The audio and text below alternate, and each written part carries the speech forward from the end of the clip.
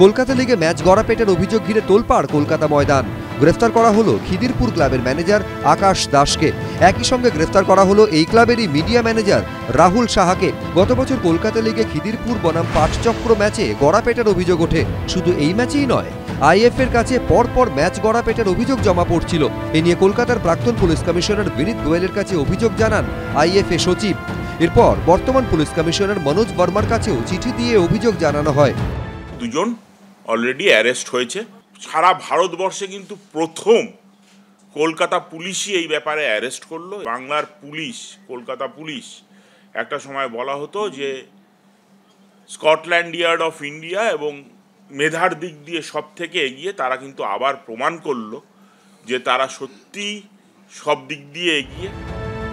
গত শুক্রবার লালবাজারে ডেকে পাঠানো হয় আইএফ এর দুই শীর্ষকর্তাকে। জানানো হয় ম্যাচ গড়াপেটা নিয়ে তদন্তে অগ্রগতির বিষয়। এরপরই বেলঘরিয়া থানা এলাকা থেকে রবিবার গ্রেফতার করা হয় দুজনকে। সূত্রে খবর, ধৃতদের মোবাইল ফোন থেকে পাওয়া গেছে বেশ কিছু তথ্য। পুলিশের অনুমান, ধৃত আকাশ দাসই ম্যাচ গড়াপেটা চক্রের kingpin. On this basis Kolkata police থেকে একটা ইনকোয়ারি ইনিশিয়েট করা হয়। ডিউরিং ইনকোয়ারি আমরা অনেক লোকে যার উপরে আমাদের সাসপিশন ছিল ওদের উপরে সার্ভিলান্স রাখা হয়, কিছু টেকনিক্যাল ইনপুট কালেক্ট করা হয়। তখন আমরা দুইজনকে ফিক্স আপ করি। দুইজনের এগেনস্টে কলকাতা পুলিশ একটা এফআইআর লজ করে দুইজন অ্যাকিউজডকে অ্যারেস্ট করা হয়েছে। এদিন দুই ধৃতকে আদালতে তোলা হলে তাদের 17 অক্টোবর পর্যন্ত পুলিশ হেফাজতে নির্দেশ দেন বিচারক সৌমিত্র রায়, সত্যজিৎ বৈদ্য, হিন্দল দে, এবিপি আনন্দ। আজকে হঠাৎ মোদি বাবুকে আর অমিত শাহকে সন্তুষ্ট করবার জন্য কুর্সি বাবু যিনি ইতিহাস তৈরি করতে যাচ্ছেন, আপনার ইতিহাস পাতিহাস হবে। যারা সাংবিধানিক বডিকে চ্যালেঞ্জ দিচ্ছে, যারা জ্ঞানেশ কুমার আমাদের সিইসির বাপ তুলছে, তারা বাবা সাহেবের মুক্তিতলা থেকে মিছিল শুরু করছে। বাতাসে হালকা হিমের পরশ লেগেছে, কিন্তু রাজনীতির হাওয়ায় তার লেশমাত্র নেই। বরং রাজনৈতিক তরজার ঘূর্ণাবর্তে সেখানে উত্তাপ বেড়েই চলেছে। মঙ্গলবার থেকে রাজ্যে শুরু হয়ে গেল এসআইআর এর প্রথম ধাপ, বাড়ি বাড়ি এনুমারেশন ফর্ম বিলি। আর সেদিনই এসআইআর এর প্রতিবাদে মিছিল করে সরাসরি মোদী সরকার এবং নির্বাচন কমিশনকে আক্রমণ করলেন মমতা বন্দ্যোপাধ্যায়। আমি চেয়ারকে বলছি না, কিন্তু বাবুকে বলছি। কোন বাবু আমি বলবো না।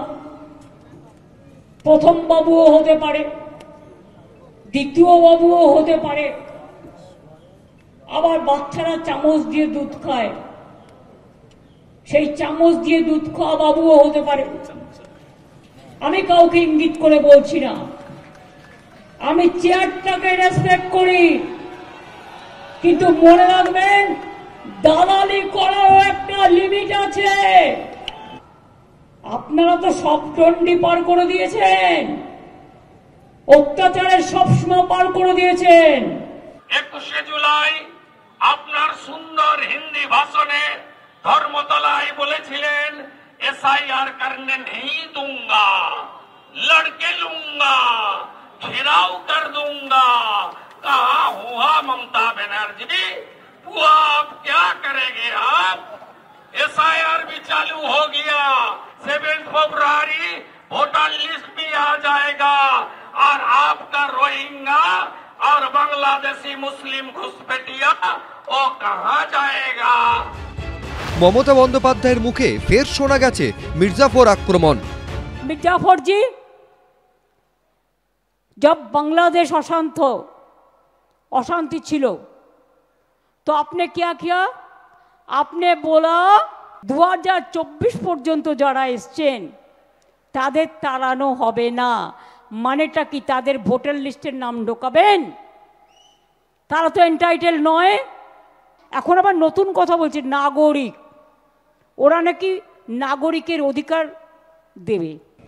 আমাদের বাড়ি একজন জয়েন করলে তখন পরিবর্তন তো দেখায়, আর নিজের বেলায় সবচেয়ে উঁচু পোস্টটা নিজের ছেলেকে দিতে হয়। ভদ্রতা কোনো পাড়ার দোকানে, চায়ের দোকানে, মিষ্টির দোকানে কিনতে পাওয়া যায় না। ভদ্রতা আসে পরিবার থেকে, তার স্কুলিং থেকে, সে পারিপার্শ্বিকভাবে কাদের সঙ্গে আছেন তার ওপর, এটাই মনস্তাত্ত্বিকরা বলে থাকেন।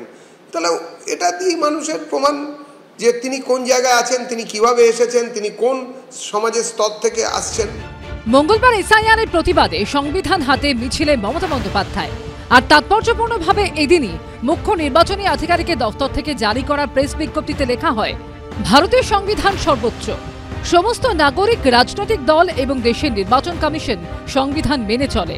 প্রেস বিজ্ঞপ্তিতে এই মন্তব্য করে কি বিশেষ বার্তা দিতে চাইল কমিশন? আশাবুল হোসেন, কৃষ্ণেন্দু অধিকারী ও দীপক ঘোষের রিপোর্ট, এবিপি আনন্দ।